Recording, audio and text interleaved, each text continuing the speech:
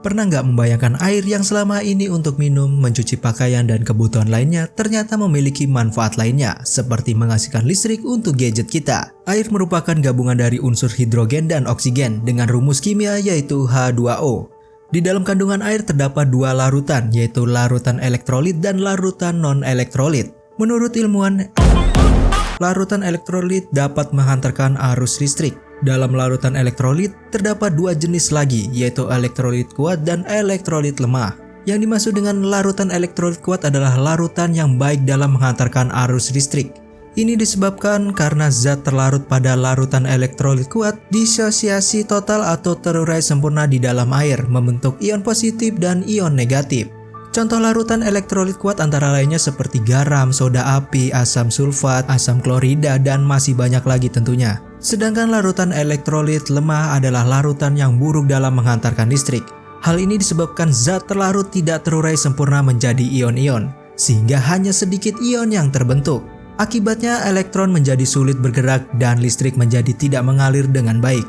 Contoh larutan elektrolit lemah seperti asam asetat, hidrogen sianida, dan masih banyak lagi tentunya.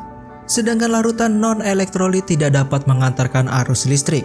Larutan non-elektrolit salah satu contohnya adalah glukosa dalam air. Membentuk larutan non-elektrolit meskipun gula larut dalam air, namun gula tetap mempertahankan identitas kimianya. Salah satu contoh pemanfaatan air dalam sehari-hari adalah PLTA. Sebenarnya peran dari tenaga air bagi manusia sudah dimulai sejak beberapa puluh abad yang lalu. Penggunaan kincir air untuk pertanian, pompa air, dan fungsi lainnya sudah tercatat dalam sejarah sejak 300 sebelum Masehi di Yunani. Pada pertengahan 1770-an, insinyur Prancis Bernard mempublish arsitektur hidrolik yang menjelaskan mesin hidrolis, sumbu vertikal dan horizontal. Di akhir abad ke-19, generator listrik dikembangkan dan saat ini dapat dipasang dengan hidrolis. Oh ya, ngomongin pembangkit listrik, kayaknya kita akan ulas sedikit pembangkit listrik di Indonesia. Energi listrik pertama kali digunakan di Indonesia pada zaman penjajahan Belanda, lebih tepatnya pada abad ke-19. Kala itu beberapa perusahaan Belanda yang bergerak di bidang pabrik gula dan pabrik teh mendirikan pembangkit tenaga listrik untuk keperluan sendiri, sementara kelistrikan untuk umum dimulai ketika berdirinya NIM di Batavia dengan kantor pusat di Gambir. NIM adalah perusahaan penyedia listrik swasta pertama di Indonesia yang dimiliki Belanda.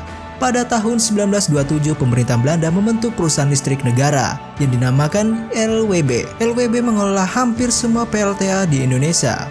Di Indonesia terdapat beberapa pembangkit listrik seperti PLTA dan PLTU. PLTA adalah merupakan pembangkit listrik tenaga air. Pembangkit PLTA memanfaatkan energi potensial dan kinetik pada air.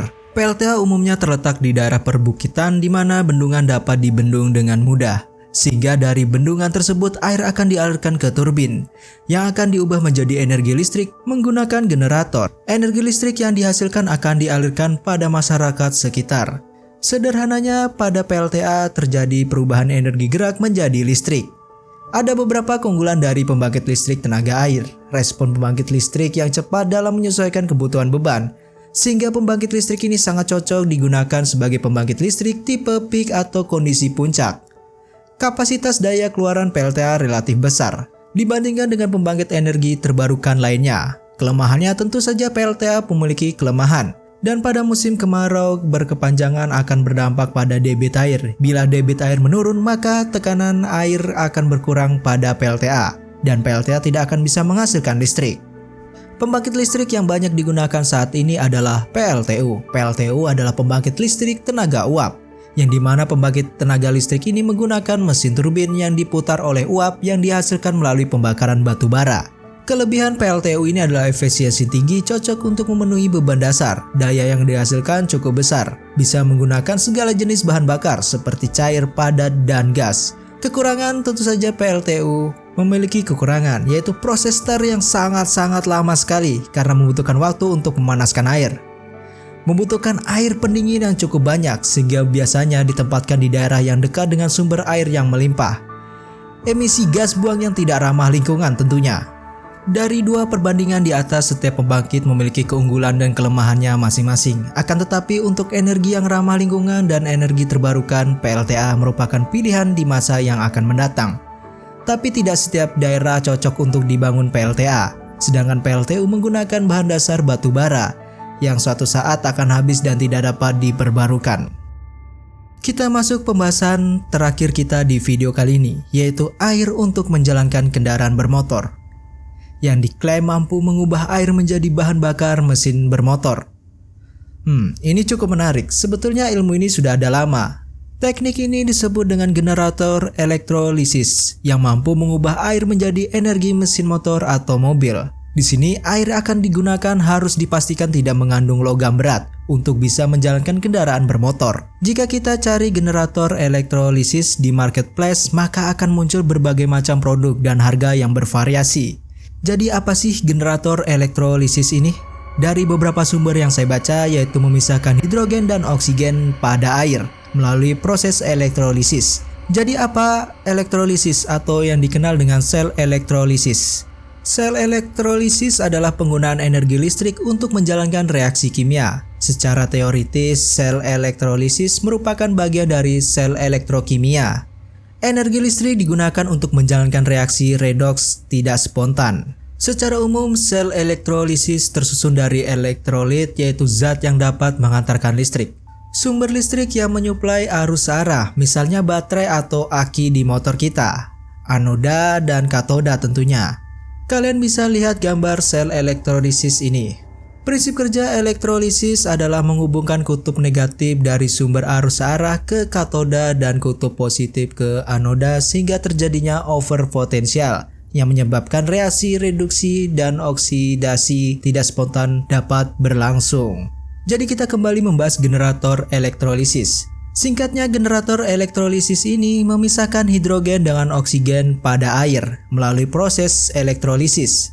Hidrogen yang sudah terpisah dari O2 kemudian masuk ke ruang pembakaran kendaraan sebagai bahan bakar pengganti BBM. Menurut Badan Riset dan Inovasi Nasional, generator elektrolisis ini adalah oksihidrogen generator, bisa juga disebut dengan brown gas generator. Proses elektrolisis air bukanlah hal yang baru di masa yang sekarang. Tapi pertanyaan, apakah efisiensi untuk betul-betul merubah bahan bakar dari BBM menjadi bahan bakar air menggunakan oksihidrogen generator? Mudahan di masa yang sekarang ini dengan teknik elektrolisis bisa dikembangkan lebih efisiensi lagi dan bisa menggantikan BBM secara umum. Aku mau dengar pendapat kalian di kolom komentar. Kita bisa berdiskusi bersama dan bisa tukar pendapat tentang pembahasan kali ini. Terima kasih sudah menonton video kali ini, dan saya juga mengucapkan banyak-banyak terima kasih pada yang sudah membantu video kali ini, yaitu Abang Sigit yang sudah menyusun rangkaian pembahasan kali ini. Kalian bisa follow Instagramnya di deskripsi video ini, dan sampai jumpa di video-video selanjutnya.